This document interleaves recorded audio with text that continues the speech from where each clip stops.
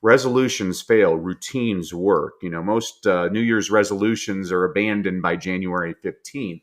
The way you get things accomplished is you turn it into a habit. Well, in 2009, the University of London did a habit formation study, and they determined it took anywhere from 18 to 254 days to change a habit, and the average was 66 days. Education is valuable, but execution is priceless. Knowledge is not power. Only applied knowledge is power. Welcome to the Happy, Healthy Human podcast. I'm your host, Paul Levitin. What do the happiest, healthiest humans all have in common? They are students of success. In my mission to help both you and I become the happiest, healthiest humans we can be, I have studied success at all levels. And after spending over a decade working in the field of human development and flourishing, I can tell you with certainty, success leaves clues. On this show, I investigate and explore the common clues and foundational principles that tie together success in all areas of life. Whether it's happiness, health, wealth, relationships, it's all a part of the human experience.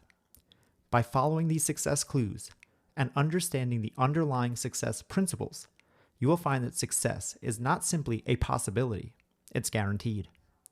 Every Tuesday, I give you simple, straightforward action steps and tools using these clues and principles of success to help you become the happiest, healthiest human you can be. Dr. Danny Brassell is a teacher, trainer, coach, public speaker, author, and CEO.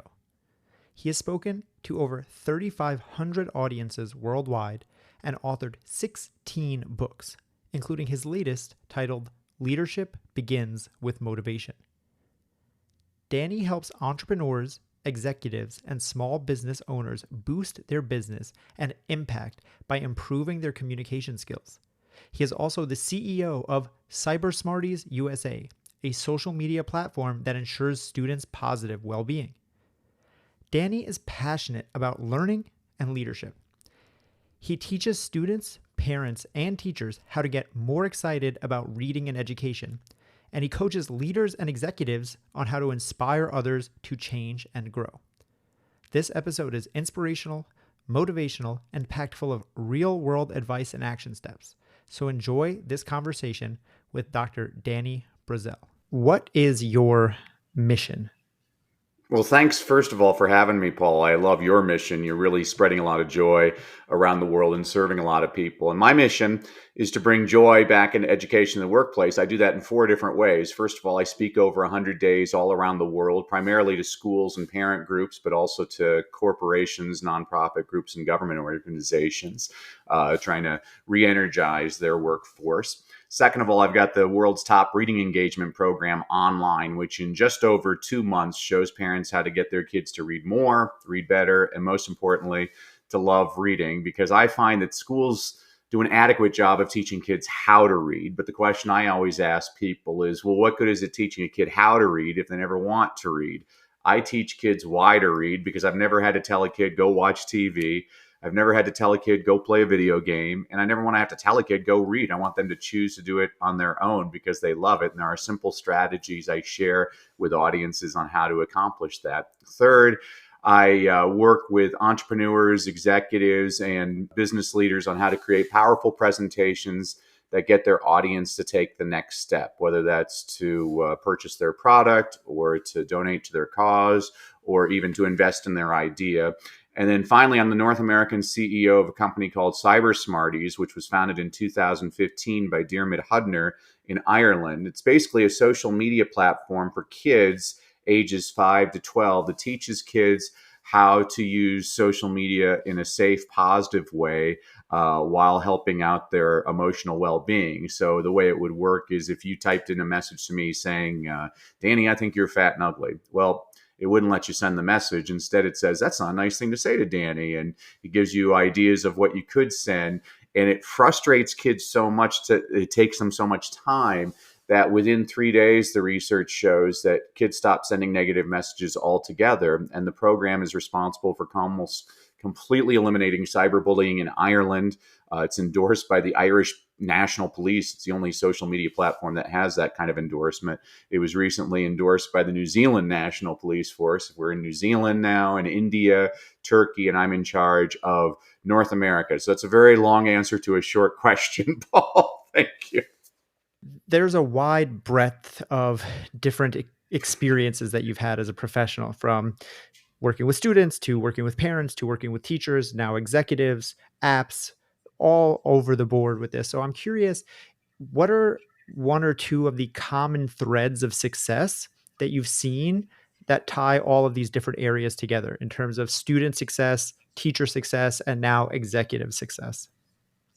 Well, this is what I love about your podcast, Paul, is that you have people that are interested in their success, and people that are interested in success, they do a couple of things. First of all, they do the work. How many people are wasting their time rather than improving themselves by reading books, by listening to podcasts, by surrounding themselves by people that lift them up? And second of all, successful people never give up. It drives me nuts when I see people give up, because I'm like, gosh, you're so close, and it's never a failure until you actually stop trying. So I know that's basic, but it is true that you need to do the work. I mean, one of my mentors was a guy named Jim Rohn, and Jim used to say, you can't pay other people to do your push-ups.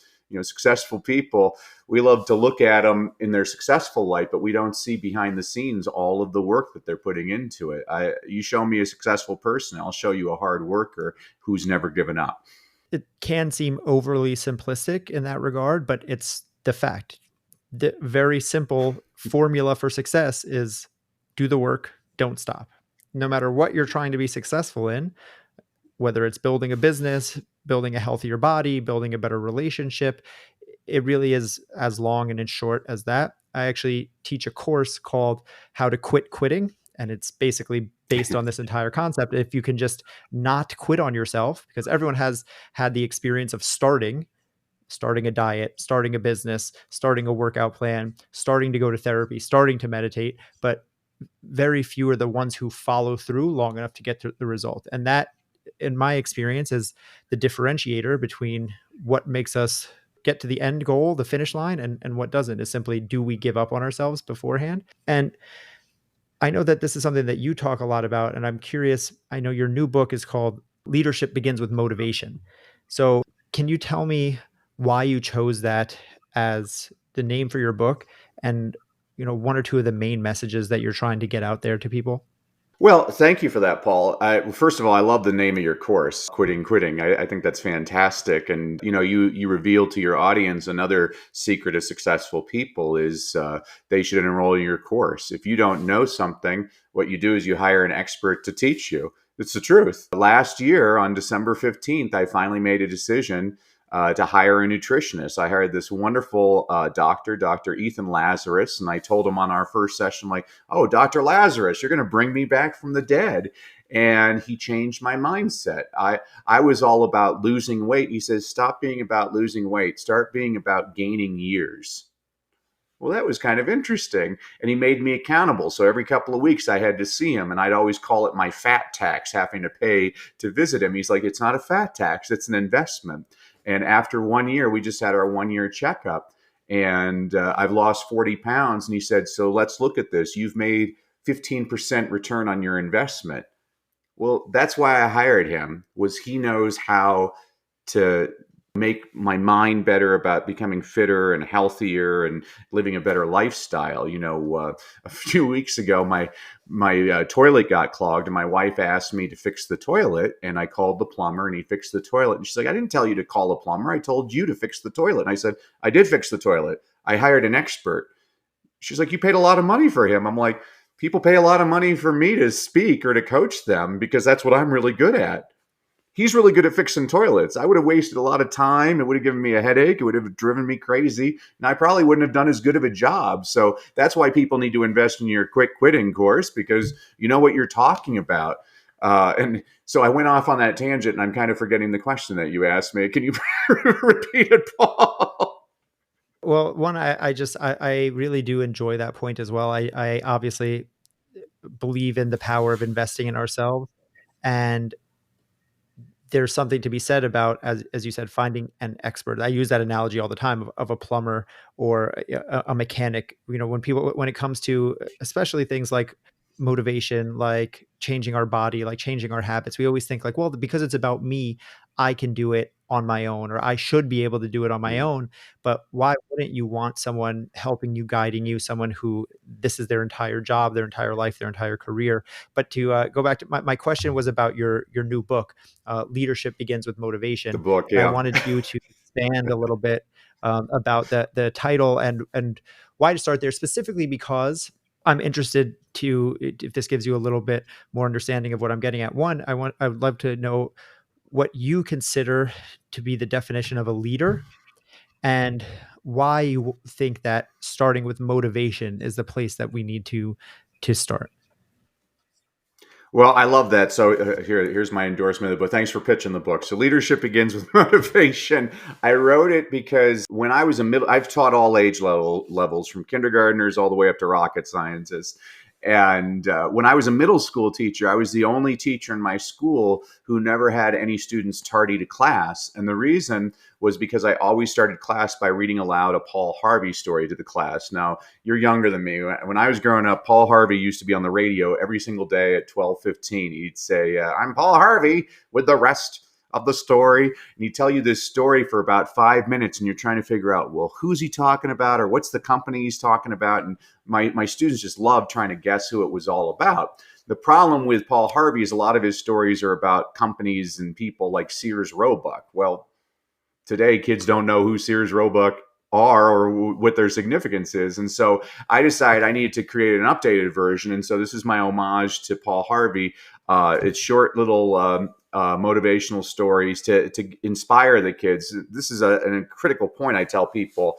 I don't believe I can motivate another human being. I can only inspire them to motivate themselves. I'm a big believer in when the student is ready, the teacher appears. True motivation has to come from within. And it's kind of like listening to your podcast, Paul. The way you start to succeed, it doesn't happen overnight. I always tell people resolutions fail, routines work. Most New Year's resolutions are abandoned by January 15th. The way you get things accomplished is you turn it into a habit. The easiest way to do that usually is a concept known as habit stacking. Charles Duhigg talks a lot about this in his wonderful book, The Power of Habit. James Clear kind of stole a lot of those ideas and put some in Atomic Habits. So I like to actually go right back to the source, which was Charles Duhigg, The Power of Habit, which is based on really solid research on habit formation. And so the easiest way to form a habit, so I'll just give you an example this past year of my nutrition. Every morning, I start my day, I go to the bathroom, I brush my teeth, and then I do 100 push-ups and 100 crunchies every single day. And I've done that consistently. And so now it's so stuck in my head that I can't abandon it because I'm used to it. It's the same thing with on my iPhone. It gives me a green dot every day that I do 10,000 steps. Well, if I don't do the 10,000 steps, I get a blue dot. And I don't like the blue dot. Jerry Seinfeld talked about this with joke writing. For 20 years, every day he writes jokes, he puts an X on the date on the calendar. And he doesn't like having the X's disconnected. And so it's become consistent. So it's really nothing that anybody that's listening to your podcast cannot do. But the mistake I see a lot of people do is they try and do 50 things overnight. I'm like, well, that's not going to work. You need to, and habit stacking is you take something that you're already used to. So for example, exercising, I ride my bike in my basement every day. And so what I did for the habit is there's certain TV shows that I love. And so I made the habit that I can only watch those TV shows when I'm riding the bike. And so now it's also given me an incentive to ride the bike because I want to watch the show. It's very simple. It's very simple psychology. I mean, I talk about this in my reading program for parents. It takes the two numbers I tell the parents are 67 and 20. So the first number, 67. A lot of people tell you it takes 21 days to change a habit. And to those people, I say, show me the research on that. It's a completely fabricated number. I know exactly where the number comes from, by the way. It's from a wonderful book everybody should read, written in 1960 by Dr. Maxwell Maltz called Psychocybernetics. Dr. Maltz was a plastic surgeon, And in the preface of the book, he observed that it took most of his patients about 21 days to get used to their new faces. Well, a lot of personal development, self-help people, a lot of people I respect, by the way, started telling people it takes 21 days to change a habit. That number is based on no research whatsoever.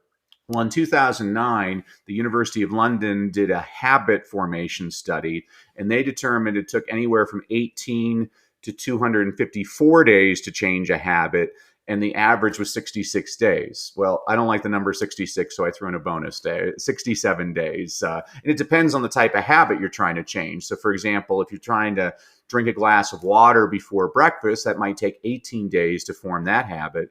But if you're trying to quit smoking, that's going to take 254 days. And here's why this is critical for the audience to listen to. Let's say you go on a diet, you follow it religiously for 21 days, but then you fall off the wagon on day 22. Well, you blame yourself. That's bogus, because the research shows on average it takes at least 3 times longer to form a habit. And so the basis of my reading program is we're going to teach you how to get the kids reading within 67 days, just over 2 months. Now, the next number I always tell people is 20. So researchers for reading were looking at successful habits of students that are succeeding in school all around the world, and they stumbled upon something which blew them away. It was the number of minutes spent reading outside of school. So they looked at the low kids, the average kids, and the high kids. Well, the low kids average less. The low kids, we're saying like the 20th percentile, bottom of the class, F students, they average less than a minute a day reading outside of school. Well, that didn't surprise anybody. It's probably why they're at the bottom of the class. But the next number did startle the researchers. The kids in the middle of the class, the 70th percentile, C students, average students, they average 9.6 minutes a day reading outside of school. And so if I'm doing a live training with parents, this is usually when the first hand raises and a parent says, well, wait a sec, are you saying if I can get my kid to read 10 minutes a day at home, I can take them from an F to a C? That's exactly what I'm saying. There's actually a lot of research to support this, but the final number really blew away the researchers. The kids near the top of the class, 90th percentile, A-minus students, some of your best students, do they spend 3 hours a day reading outside of school on average? No. Do they spend an hour a day reading outside of school? No. The average is just over 20 minutes a day. My entire program is showing parents how to find those 20 minutes. And there's two things that I love to show to people is, first of all, the minutes don't have to be consecutive. So you can do a minute here, 3 minutes here, 5 minutes there. And second of all, being read aloud to is just as effective as reading on your own. This is important because I work with a lot of CEOs. A lot of people don't know this. Over half of the Fortune 500 CEOs are dyslexic. Well, people don't know this. Dyslexics, just so you know, every reading disability is curable, but dyslexics tend to process information better with their ears. And so that's one of the easiest strategies I share with dyslexic students is, hey, we'll just listen to Audible books. It's just as effective. Reading aloud is there is a lot of research to support this. So again, that's a very long answer to a short question dealing with why did I choose the title Leadership Begins with Motivation. And motivation begins with you. It's something that I can't give you. You have to find that, you kind of have to get fed up. You got to get angry at yourself. And finally, last year, I got angry with myself. I'm like, you know what? I've been trying to lose this weight for a long time, and it's just not working. I need to get an expert to help show me how to do it right. So a lot there in those last couple of minutes. I do appreciate everything that you just said. Now, honestly, especially, so one, I mean, everything you talked about, all the different books, Power of Habit, Charles Duhigg, Atomic Habits, James Clear, Cybernetics. These are all monumental books in my own personal development. These are, I consider these all necessary for every human. Like I have a list of all books that I think every human should read, and the human race would be better if everyone read these books, and these are all on them. Amen. And but what's interesting to me is that the last bit you were talking about, the those percentages with students, right? That the average student, the below average student reads less than a minute. To be average, it only takes 10 minutes. To be above average, 20 minutes. And it can be, even an Audible book or something like that. And when I'm hearing this, my head again automatically goes to, that's not unique to students. It's not unique to children, and it's not unique to reading. Meaning I'm automatically going to exercise. The average person who is below average at this point, right? Because we know that the average in America is actually to be overweight and to have lifestyle diseases, probably does literally nothing. And that's why, what the doctor recommended level of activity is I think something like 120 minutes per week of moderate to low intensity movement where your heart rate is slightly elevated.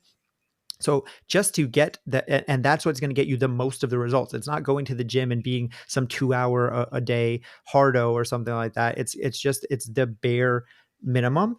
And then to be above that, you don't have to do anything crazy. Like you said, 100 push-ups a day, which might sound to someone who's not exercising at all like a lot, and it could be. So maybe you could do 100 squats. And like you said, it doesn't all have to be together. I tell my clients this all the time. It's like, set a number, say that's 100 body weight squats for the day from the time you wake up in the morning to the time you go to sleep.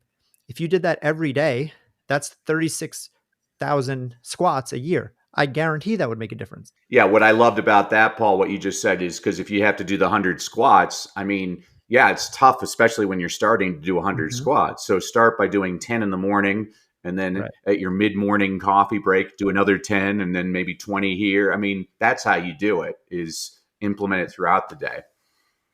Exactly. As they say, how do you eat an elephant one bite at a time? And when you're looking at it like this huge monumental task, it becomes too much. And that's when we talk ourselves out of it before we even start, right? When you pick up a book and you look at page 600, you're like, oh my gosh, that's 600-page book. I'm never going to do that. But a book gets read one page at a time, one word at a time. And if you take it like that, all of a sudden, eventually you'll get through it. So it's very interesting that as you're saying this, it's like, while you're talking to parents and schools about, helping kids read better, these are the same tools and tactics that we need everywhere in our life for whatever habit. As you said, habits are habits. And I also would like the point you made about the different time frames for habits. There's an example I use all the time. People like to talk 21 days for a habit, 66 days for a habit, 30 days. They're all based on whatever research study that was done. And they all have some validity because, as you said, different things take different amount of times to become habitualized. Ask someone who smoked a cigarette for the first time and never stopped if it took them 21 days to build a habit. Probably not, right? So there are ways to do it. And as you said, on 66th day, the 67th day, it's not like everything changes. It's just you have to keep going. It's that taking action. So these are all mindset shifts that we have to go through, that we think that it's one way, and then we learn, oh, okay, it's not exactly what I thought it was. I thought that if I just did this thing for 21 days, on the 22nd day, everything would be easier. Or as you said before, when you started working with your dietitian, you thought it was all about, okay, weight loss, but he gave you a reframe of how to see things differently and say, okay, it's actually about prolonged life.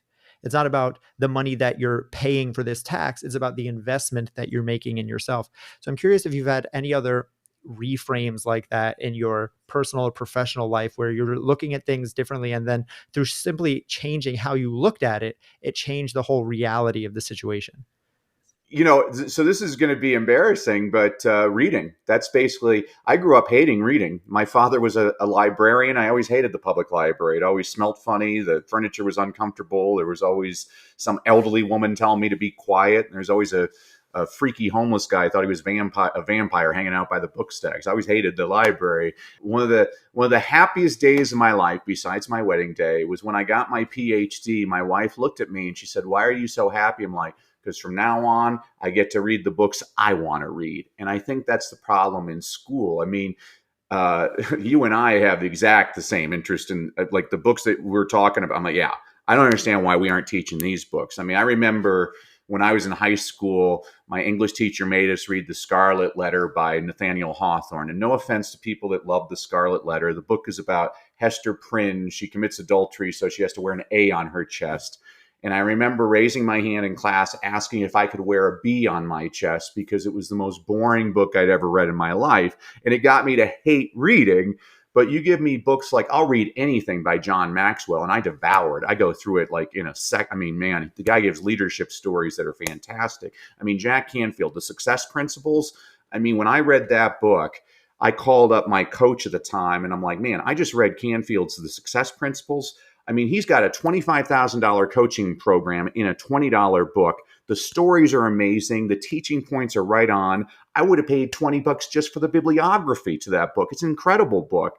And they don't even have to be the newer books. Psycho-Cybernetics is from the 60s, but I mean, look at everybody talks about Napoleon Hill, Think and Grow Rich. Well, there's a reason people like that. It's a fantastic book. How to Win Friends and Influence People by Dale Carnegie. I mean, the book was written in what, the 40s or 50s. It's still just as applicable to today. Norman Vincent Peale, The Power of Positive Thinking. These are short books, by the way. These are like 200 pages. That's where my mindset changed, was when I actually finally had an opportunity to read for me. And this is where I find schools completely not serving their students right now. I mean, and I'm not putting down literature. I think literature is important. I don't know how practical it is, though, in the world. I say this to math teachers all the time. I'm like, we teach kids calculus, but we don't teach them how to balance a checkbook. I'm not putting down calculus. I think it's great, but I think it's important to know how to balance a checkbook. I think it's important to read, Charles Dickens and William Shakespeare, but I think it's also important to understand how to read technical manuals and how to read personal development and how to create goals and things like that. And so that's where I think we're falling short. And I'm not trying to offend anybody by that. I'm like, let's have this is the problem in America right now, is people don't have discussions. I think it's great when people disagree with me. That's great. You want to surround yourself with people that have different ideas. I mean, this is how I get better, is I learn from people like you, Paul, where oh, wow, this guy, he's got that healthy mindset. I need to surround myself with people like this. If you're surrounding yourself with people that like to drink all the time, well, you're probably going to drink. I used to say this from day one with my students. I'd ask my kids, I'm like, oh, what do you want to be when you grow up? And they're like, oh, I want to be president of the United States. I'm like, okay, are you surrounding yourself with presidents of the United States? Because you usually turn out like the people you hang out with. And I say that from day one. I'm like, hey, you hang out with a bunch of soccer players, likelihood is you're going to start playing soccer. You hang out with a bunch of smokers, likelihood is you're going to start smoking. You hang out with a bunch of people with purple mohawks, dressed in black, who listen to Cure and think school stinks. Well, you're probably going to do the exact same thing. You start to mirror the people you're around. That's why I love your audience, Paul. These are the people I want to be around. These are people that want to do great things. They want to be better. I mean, I'm not on a podcast talking about what we watched last night on Everybody Loves Raymond, and it's not going to serve me. I have an uncle who watches the news 24 hours a day, and I asked him recently, I'm like, oh, has President Biden consulted with you? He's like, what do you mean? I'm like, oh, you're so informed. I thought the president would call you. I'm like, all this is doing is making you angry all the time. Stop it. Watch comedies. Stop watching the news. It's just going to I can tell you what's on the news tonight. The world is coming to an end, and whoever our political leaders are doing a bad job. It's been the same negative news for the last 100 years. Listen to a positive podcast. Surround yourself with people that lift you up. I'm sorry, Paul. I'll get off the soapbox right now. No, it's all good. I mean, it's all the truth. We are the sum of the people we spend the most time with. And again, studies have shown this, that if your best friend is obese, you're higher probability of being obese. If your best friend is fit, you are higher chance of being fit. Same for your spouse, same for your family. If you come from a family of people who are heavily overweight or people who drink, there's more chance of you doing that. And yes, part of that is genetic, but a lot of that is just through simple environment. It's harder to get away from that if it's what's surrounding you all the time. So as they say, friends are the family you choose. Well, the media that you surround yourself with, who do you follow on social media? What do you listen to on your podcast? What TV shows are you watching? That becomes the environment that you create for yourself. And I think the important point that you made there is that this stuff isn't taught. And part of that is because we're in a revolutionary time. The technology that exists right now didn't even exist when I was in school, let alone when you were in school. So there is a learning curve that comes with all of this. But I was the exact same way. I didn't read a single book from the time I was, I think, 15 or 16 to almost 30. I just did. I didn't read through college. I didn't read through high school. Even books I was assigned, I didn't read. And then I discovered personal development. I was like, oh, okay. Now I understand what the point of I didn't make sense to me before. It was like, why would I read a book when I could watch TV? Like that just doesn't make sense to me. Like nothing in a fantasy book is better than Game of Thrones on the TV. And they have the book, but I was like, I'll just watch it. But then I read books like Think and Grow Rich, How to Win Friends and Influence People. I'm like, okay, like this makes sense to me. Like this I can get behind reading because there's something in here that I'm not finding anywhere else. So that was the game changer for me. But as you mentioned, like we don't learn in school some of these skills. like how to read something like this. Like we learn how to read, but not how to maybe extract. And a quote that I heard you say, that education is valuable, but execution is priceless. And I'm curious what you meant by that and how we can start to be better at both sides of that equation. Yeah, thank you for that, Paul. So I've taught all age levels, and whether I'm teaching my little ones or my older ones, they always have to hear the same refrain as they exit class for the day. I always remind them, I'm like, remember, kids, education is valuable, but execution is priceless. Knowledge is not power. Only applied knowledge is power. Knowing what the right thing to do and doing the right thing are two very different things. Go out, do the right thing, and let's make this world a better place. I mean, I've got plenty of friends that have these fancy degrees. They're very educated. They're also broke. They haven't done anything. I mean, I don't judge anybody based on their education level. I also have friends that dropped out of high school who are multimillionaires who like you, Paul, devour anything in the personal development field. I mean, I'll read if somebody had given me a Malcolm Gladwell book in high school, I would have read that in like 2 hours because the guy knows how to tell his story. And I'm like, oh, how can I apply this to my life? This is why I love being in masterminds. I mean, people can call them whatever they want. I think mastermind, the term comes from Napoleon Hill, but people have different. I used to have a coach and she just called them idea shares, but you get a diverse group of people together. And what's great is you listen to how they're running their businesses and their successes, and you figure out how you can apply it in your world. I mean, one of the first masterminds I was in, I was shocked because by the afternoon, I'm at a table. Here I am, a former elementary school teacher, and I'm at a table with 8 billionaires. And I'm like, oh, I'm at the wrong table. And they all said, no, stay here, Danny. You think differently than us, and you give some really crazy ideas, but you also give some real gems.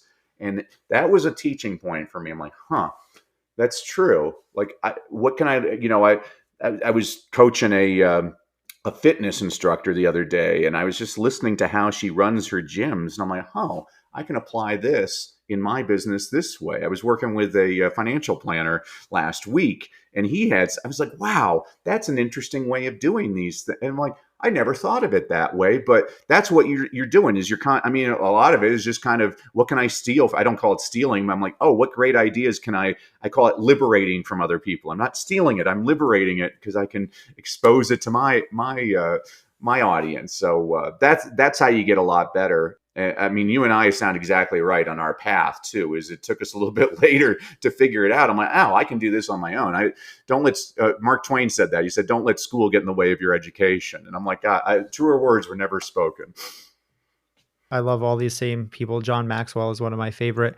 And one of his quotes that I've liberated for myself that I use a lot is it's the start that stops most people. And so many people they look at something like reading as an insurmountable task because it's like, well, I've never done that before, and there's a trillion books out there, and books are so big, so long. And same thing with exercise, same thing with building a business. So what advice do you have for people who maybe are starting, as you said, like you or I did, a little bit later, when it comes to building these either healthy habits for their body, healthy habits for their mind, healthy habits for their business and their finances? How do you get started when you're in your 30s or your 40s and that hasn't been the story up until now? Well, your story's still being written, is what I'll say. I mean, you and I just gave personal examples. We didn't become readers until we were in our 30s. There's a great poem by British poet Christopher Lowe. He says, "Come to the edge. It's too high. Come to the edge. We might fall. Come to the edge." And they came, and he pushed, and they flew. I used to say this to my students. Sometimes you need somebody else to believe in you before you believe in yourself. I believe in all of you. They only give me the best and the brightest. Now let's go out and make this world a better place. I mean, this is why they need to hire you as a coach, Paul. I'm like, this is a person that can help me fly. I want to be around people that believe in. We're in such a pessimistic society. Eisenhower, president, when he was a general, he had a quote I loved. He said, "Pessimism never won any battle." And it's exactly right. I want to be around the people that are believers. we've gone through, just in my lifetime, I've missed so many things. I'm not going to miss this latest one. So I missed it when the internet came out. I'm like, I missed being one of those early people that was able to figure out how to change the world with the internet. I missed it when social media came out. I mean, this is a totally different world because of social media. I missed that one. Well, I'm not going to miss the latest one is artificial intelligence, and I'm learning everything I can about artificial intelligence, because I'm like, if you're not learning about it, you are going to be left behind. This is a total game changer again. It's fascinating. I mean, I lived in a world when I graduated from high school. My parents, for my graduation gift, gave me an electric typewriter. By the time I graduated, there were computers at our campus, and people. And I mean, I remember when a person taught me how to create an email, whereas my own children, when they were like 3 years old, they learned more about tech. They understood technology better than I did, because I was in this old mindset. I'm like an old guy, and I'm like, wow, I need to catch up to this. Tony Robbins says that. He says happiness is progress. Well, if you're not learning, you're slowly dying. You need to learn every single day. That's why I make it I do my walks. I call them thought walks 3 times a day. While I'm doing those thought walks, I'm listening to podcasts. I'm like, okay, I need people that are pumping me up, getting me to think a little bit differently. I like you, I read sporadically. I don't read. I love reading biographies, but they drive me crazy. It's like chapter 1, page 1, chapter 2, page 115. I'm like, ugh. John Grisham. The reason he's such a popular author is because you're on page 180, but it's already chapter 97, because every chapter is like 4 pages long. And he's smart about it, because it gets you turning pages, because you're like, it's 10 o'clock at night, you're in bed, and then the chapter ends, and then he found the knife. And you're like, well, the next chapter is only 4 pages. I'll read another chapter. And pretty soon it's 2 a.m. You just read the entire book. That's when I read John Maxwell, and he's a great speaker, by the way, one of my favorite speakers, or Zig Ziglar. Zig is one of my favorites. I mean, like, he just has gems in everything he's saying, but these are people that are inspiring me. Les Brown, wonderful speaker. But, I mean, I'm turning pages because I'm like, oh, can you give me more? Can you give me more? And I mean, I read books with the intention now. I'm like, hey, if this book gives me one idea, it was worth my time. It was worth the money. I mean, I read a book the other day. It was a horrible book, but it gave one story, and I'm like, oh, totally worth my time. It was about this marketing guy going around the world trying to figure out the next thing he could make a lot of money off of. So he's in Chile, and he's watching the fishermen fish, and they're catching a fish, but then they're eating this other type of fish. And he's like, why do you eat the other type of fish? Is it because you can't eat the fish that you catch? Like, actually, we catch these fish, but this fish that we eat is much better. And he's like, oh, can I try it? And so he tries it. Oh my God, this is great. And he's like, what's it called? And they're like, oh, it's called the toothfish. He's like, the toothfish? That's the worst name I've ever heard in my life. But it gave him an idea. And so he started serving the fish in New York restaurants, but he just changed the name to the Chilean sea bass. I was like, I love that story. That's great. That's a marketing gem. It was worth my time to read. And it's all the time. My wife, she drives her crazy. I watch sports all the time. She's like, why do you watch sports? I'm like, because I'm looking for those stories. There's always something inspiration. That's why I'm not interested in politics. I'm not inspired by most politicians. I'm inspired by everyday people that do amazing things that are part of the solution, not part of the problem. That's what I'm all about too. Again, that's the whole point of this podcast, is to find those little golden nuggets, those little threads of wisdom that sometimes other people don't see. Or again, it's in a story about marketing, but it's actually about health, or it's a story about health, but it's actually about business, or it's about relationships, about how to be a better parent. And all of this stuff, when you, as they say, peel the onion, peel the layers back, it's the same stuff. The stuff of success is the same across all areas of life. And that's the thing that I want people to take away from this. So the last question I have for you, Danny, is the same question that I ask all of my guests, which is, if you had one action step that you could leave listeners with right now, as soon as this episode ends, as soon as they take their headphones out, to start living a happier, healthier life, what would it be? Yeah, so the action step would be, so it's my word for 2024, which is to simplify. Everybody thinks they have to be on everything on social media. They have to do. No, no, no, no. Figure out one and let's master it. Same thing. This is basically, I learned this from my nutritionist, Dr. Lazarus. He's like, stop trying to do 50 things, do one.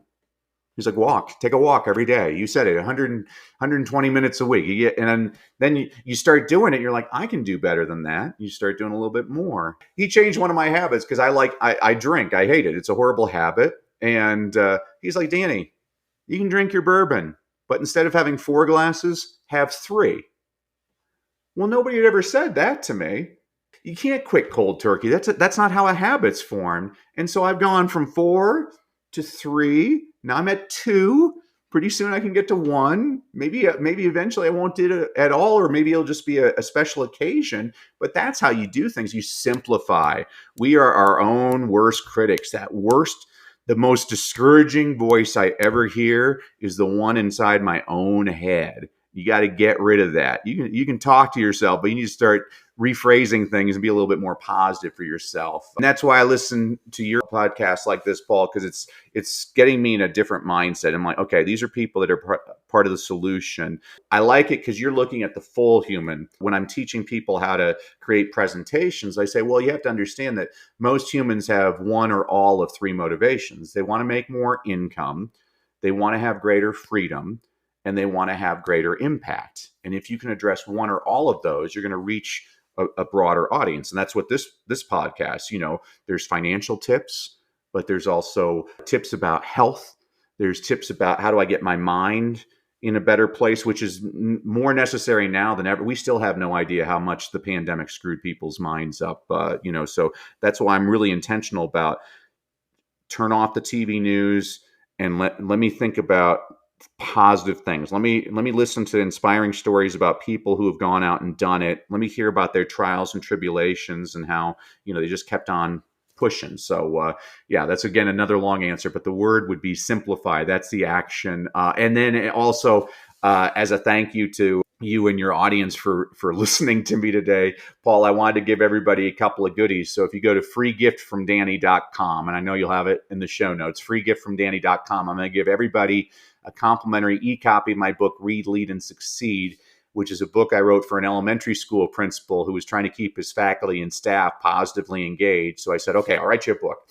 So every week I give you a concept, an inspirational quote, an inspirational story, a book recommendation on a book you should read, but you're probably too lazy because you're an adult. So I also give you a children's picture book recommendation, demonstrates the same concept. You can read that in 5 minutes.